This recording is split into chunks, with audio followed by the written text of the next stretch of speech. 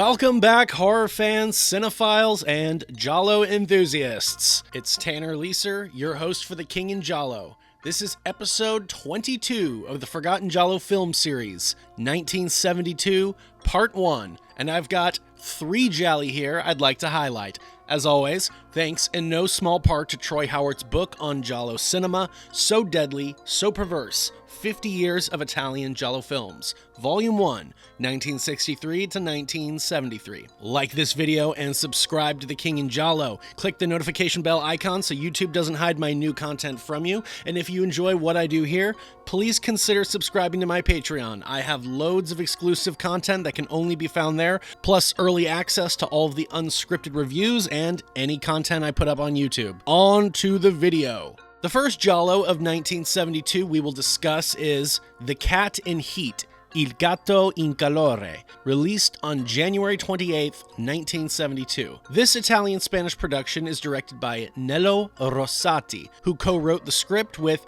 Piero Regnoli. The film score is composed by Gianfranco Plenizio, and the cinematography is handled by Mario Mancini. The cast includes Eva Cemeris as Anna, Silvano Tranquilli as Antonio, Anthony Fontane as Massimo, or Miguel, and Renato Pincieroli as Pasquale. The plot follows the aftermath of Antonio's return home while he was away on business. Upon his arrival, he discovers their neighbor, Massimo, shot dead in the front yard, and his wife, Anna, despondent and sitting in the kitchen with a pistol on the table. Through a series of flashbacks, we discover how Anna, an unfulfilled housewife trapped in a loveless marriage with her older husband, came to fall in love with Massimo. Isolated and emotionally neglected, she found herself drawn into a dangerous affair with the young and enigmatic man. However, the romance quickly took a sinister turn as Massimo's manipulative and sadistic tendencies began to surface, pulling Anna into a spiral of psychological torment and violence. While Antonio learns more about the past, he endeavors to cover up the crime and protect his wife. As the tension mounts, the film builds toward an ending that will either intrigue or alienate audiences. Director Nello Rossati, though not a household name in the Giallo world, had a career that spanned multiple genres, including westerns, comedies, and crime thrillers. His most well-known later work was directing Django Strikes Again, 1987, the official sequel to Sergio Corbucci's Django, 1966, starring Franco Nero. Rossati's work in The Cat in Heat demonstrates a keen eye for atmosphere, but some critics argue that the film lacks the visual flair and intricate plotting of more celebrated gialli. For me, one of the standout aspects of the film was its great usage of framing and camera work with otherwise pedestrian subjects. The film's cinematographer, Mario Mancini, was no stranger to genre films, having previously worked on Lady Frankenstein, 1971, and later serving as the cinematographer for Frankenstein 80, 1972. His use of shadow and lighting in The Cat in Heat adds to its claustrophobic and oppressive tone, emphasizing Anna's isolation and growing paranoia. Eva Cemeris, who plays Anna, had a brief but notable career in Italian genre cinema. She would later appear in The Killer Reserved 9 Seats, 1974, a stylish giallo with gothic horror elements. In The Cat in Heat, she delivers a committed performance, effectively conveying Anna's gradual unraveling as she becomes ensnared in Massimo's cruel games. Silvano Tranquilli, a familiar face in Italian cinema, plays the cold and detached Antonio. He had already established himself in the giallo genre with roles in The Blood-Stained Butterfly, The Black Belly of the Tarantula, and The Double, all 1971, as well as Smile Before Death, 1972. His portrayal of Antonio is restrained, yet his character's emotional distance plays a crucial role in Anna's descent into despair. Little is known about Anthony Fontane, an actor with a fleeting presence in Italian genre cinema. The Cat in Heat appears to be his only credited film role, and details about his career outside of this production remain scarce. Whether he was an actor working under a pseudonym or simply someone who dabbled in film before disappearing from the industry, Fontana remains a mystery. One of many obscure figures lost in the vast landscape of 1970s Eurocult cinema. The Cat in Heat adheres to the giallo framework, but leans more toward the erotic thriller genre, emphasizing psychological unraveling over stylized murder set pieces. Its unsettling atmosphere is heightened by a particularly disturbing sequence that lingers in the mind long after the credits roll. A moment featuring unnerving human meowing, crawling, and a chilling utterance of the film's title. This scene stands out as one of the film's most psychologically uncomfortable moments, adding to its oppressive and eerie tone. While not overly graphic, its unsettling nature may be difficult for some viewers. While not a definitive example of giallo, it presents an engaging mix of erotic tension and psychological torment, making it a noteworthy, if somewhat uneven, addition to the genre. Though The Cat in Heat falls short of the genre's finest examples, it remains a compelling fusion of giallo and erotic thriller. Its focus on psychological turmoil and its bleak, oppressive tone give it a distinct identity, though its impact largely hinges on the viewer's patience for slow-burning suspense and moral ambiguity. The film's conclusion, in particular, is bound to divide audiences, leaving some deeply affected, while others might find it frustrating or unsatisfying.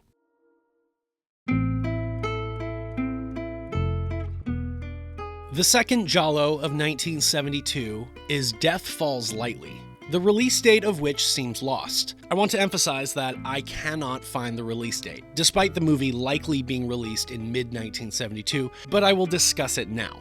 Please don't be thrown off by mention of other 1972 projects cast and crew were involved in, which technically took place before this movie was made. Death Falls Lightly is an Italian production, directed by Leopoldo Savona, who co-wrote the film along with Luigi Russo. Music is composed by Coriolano Gori. The cast is comprised of Stelio Candelli as Giorgio Darcia, Patrizia Viotti as Liz, Veronica Korosek as Adele, Rossella Bergamonti as Marissa, Tom Falegi as Savara, and Fernando Cerulli as Magrini.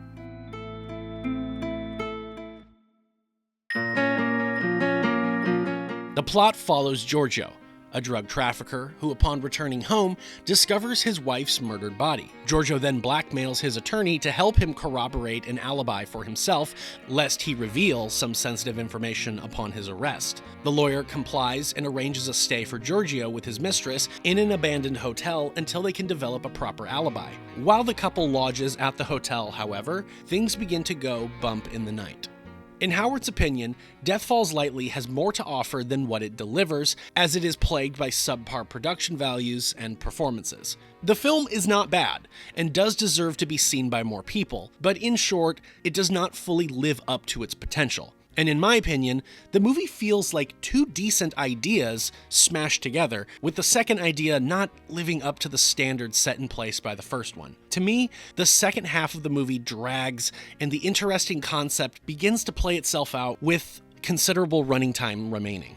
Regardless of any criticisms, the story is top-notch and very engaging. Giorgio insists that he did not razor his wife, but refuses, or cannot, provide any evidence to the contrary. The film strongly implies the power he has over others, but waits to reveal this in full. Our lead is less than sympathetic, but this appears to be by design, as the plot leads toward the different twists and reveals.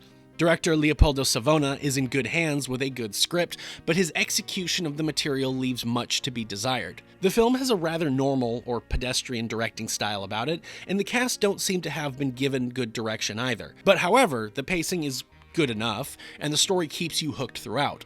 The visuals are just lacking, and the soundtrack is not much better, teetering between run-of-the-mill 1970s rock to obnoxious jaw harp tracks which play over all the scenes of exposition and dialogue. One word which routinely comes up in reviews is claustrophobic, and this type of atmosphere the film does manage to nail down. What begins as a brief hideaway for our main duo devolves into arguing and delusions.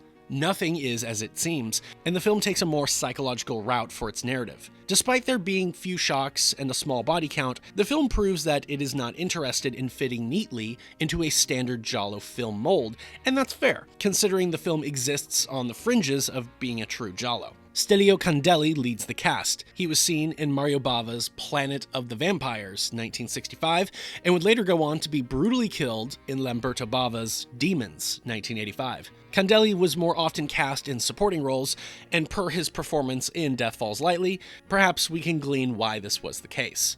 In the film, he does a decent enough job, but it's nothing to write home about. Patrizia Viotti, who was seen earlier this year in a minor role in Amok, 1972, plays Liz rather wooden and doesn't fully convey the degeneration of her character as the plot unfolds. She seems to have been cast more so for appearances. But you're not an actress. Frankly, you think so? Maybe. I think not. She's not terrible, and actually manages to get a good amount across in some scenes where she utilizes subtlety over overacting. She showed a lot of heart, a lot of courage, a lot of, as Shakespeare would say, chutzpah, but I don't think, I don't think so. I think there was something lacking. There was no inner life to the character. Tom Falaigi returns to Giallo to join the supporting cast. The actor, born in 1921 in Budapest, had joined the industry in the 1950s, and one of his first roles was an uncredited part in Mario Bava and Ricardo Frida's black and white sci-fi horror film Kaltiki, the Immortal Monster, 1959. Falaigi's career would see him cast as your more authoritarian-type roles, judges, lawyers, and policemen. He was an Italian genre film chameleon and made appearances in spaghetti westerns like The Big Gun Down, 1966, poliziesque thrillers like Live Like a Cop, Die Like a Man, 1976, and Italian horror films such as Nightmare City, 1980. His few Giallo film appearances include Mr. Brenton in The Case of the Scorpion's Tail, directed by Sergio Martino, Dr. Esson in The Cat o' Nine Tails, directed by Dario Argento, and an uncredited role in Oasis of Fear, all 1971, plus Spasmo and Puzzle, both 1974. His last films were in the early 1990s. Leopoldo Savona was born in 1922 and began his journey working as a production assistant and an assistant director before his directorial debut in 1954. He would work with André de Toth on The Mongols, 1961. The second unit of that film was led by Ricardo Frida, fun fact. Savona would direct such films as the spaghetti westerns Killer Kid, 1967, and Apocalypse Joe, 1970, and earlier this year of 1972, he had directed the demonic possession film filled with Giallo-style violence, Byleth, the Demon of Incest. His last picture directed was in 1976, and he passed away in the year 2000. Final thoughts I will say on Death Falls Lightly is, though the second half of the movie, in my opinion, sort of dragged, the finale really will make or break the movie for a lot of people. Either the final twist will make everything worth it, or it will bring the whole thing crashing down. Check it out.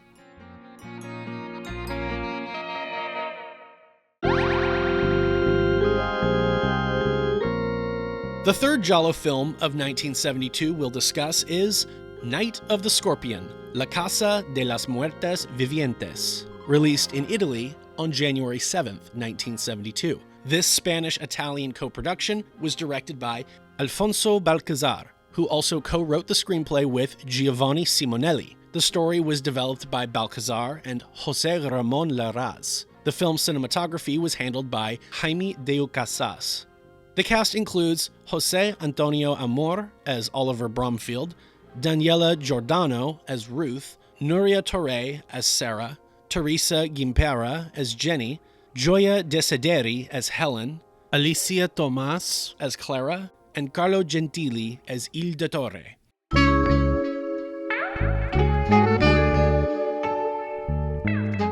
The plot centers on Oliver Bromfield, a widower who, after the tragic death of his first wife Helen, believing he accidentally caused her fatal fall while intoxicated, returns to his family mansion with his new bride, Ruth. The estate is also home to Oliver's domineering stepmother, Sarah, and his enigmatic sister, Jenny. As Ruth acclimates to her new surroundings, she encounters hostility from the household staff and uncovers unsettling secrets about Helen's death. Mysterious events and a series of murders ensue, leading Ruth to question her sanity and safety. The tension escalates as the true nature of the family's past and the identity of the killer are revealed. Director Alfonso Balcazar was a prolific filmmaker, primarily known for his work in the spaghetti western genre, with titles such as Sartana Does Not Forgive, Dynamite Jim, and Clint the Stranger. His venture into the giallo genre with Night of the Scorpion showcases his ability to create a suspenseful atmosphere, though some critics note that the film lacks the stylistic flair typical of top-tier gialli. Jose Antonio Amor, portraying Oliver, delivers a compelling performance as a man tormented by guilt and paranoia. While his filmography is limited, his role in the film stands out as a significant contribution to the genre. Daniela Giordano, who plays Ruth, was a prominent figure in Italian cinema during the 1970s. She appeared in several genre films, including The Inquisition, 1976, and The Girl in Room 2A, 1974, showcasing her versatility as an actress. Nuria Torre, cast as Sarah, had an extensive career in Spanish cinema and television. Her performance in Night of the Scorpion adds a layer of intensity to the film, reflecting her experience and skill as an actress. Brisa Gimpera, who plays Jenny, was another notable actress in Spanish cinema. Her portrayal of the enigmatic sister with a sadistic side adds to the film's mysterious ambiance. Carlo Gentili was a versatile figure in the Italian film industry, contributing not only as an actor, but also as a set decorator and costume designer. His work behind the scenes in art direction and design helped shape the aesthetic of numerous productions before he transitioned into acting. This background likely gave him a keen eye for detail and a strong understanding of visual storytelling, which may have influenced his screen presence. Though not widely recognized as a leading man, Gentili appeared in a variety of supporting roles across different genres, including crime thrillers, dramas, and gialli. He is best remembered for his investigative roles in Luciano Ercoli's Death Walks giallo films, playing both Inspector Baxter in Death Walks on High Heels, 1971, and Inspector Sereno in Death Walks at Midnight, 1972. His ability to blend into the world of film, whether as an authoritative figure, a scheming antagonist, or a minor but memorable character, made him a reliable presence in Italian cinema. While specific details about how he transitioned from set work to acting remain unclear, it's possible that his involvement in film production naturally led to on-screen opportunities. His contributions, both in front of and behind the camera, make him an interesting, albeit lesser-known figure in the European genre film landscape. While Night of the Scorpion contains many of the hallmarks of a solid giallo, murder, psychological intrigue, and a brooding gothic atmosphere, it ultimately struggles to maintain momentum. The film builds an eerie sense of unease, but its slow pacing causes the tension to lose impact rather than escalate. While the mystery itself is serviceable, the sluggish storytelling and lack of urgency make it a less compelling entry in the genre, not to mention the reveal all but being telegraphed to us right from the beginning. Despite this, the film has its moments, bolstered by a capable cast and a handful of memorably sinister sequences, making it of interest to giallo completionists, even if it falls short of more gripping efforts.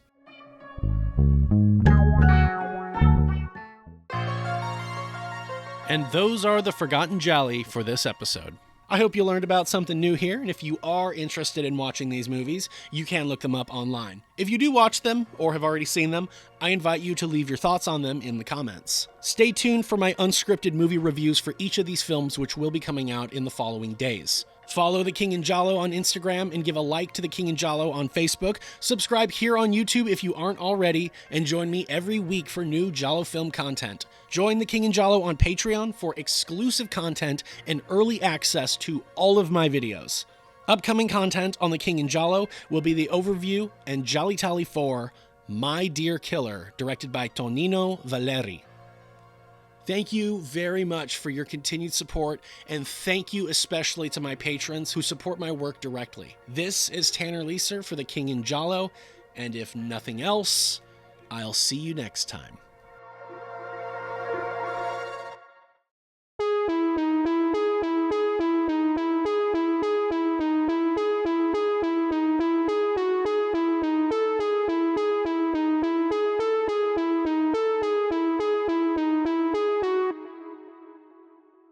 Ma che, traslocate? No, stiamo andando a seppellire un cadavere. Ah, bravi, bravi, fate pure, andate, va. Buonasera. Pure de notte incontri quelli che te piano per culo.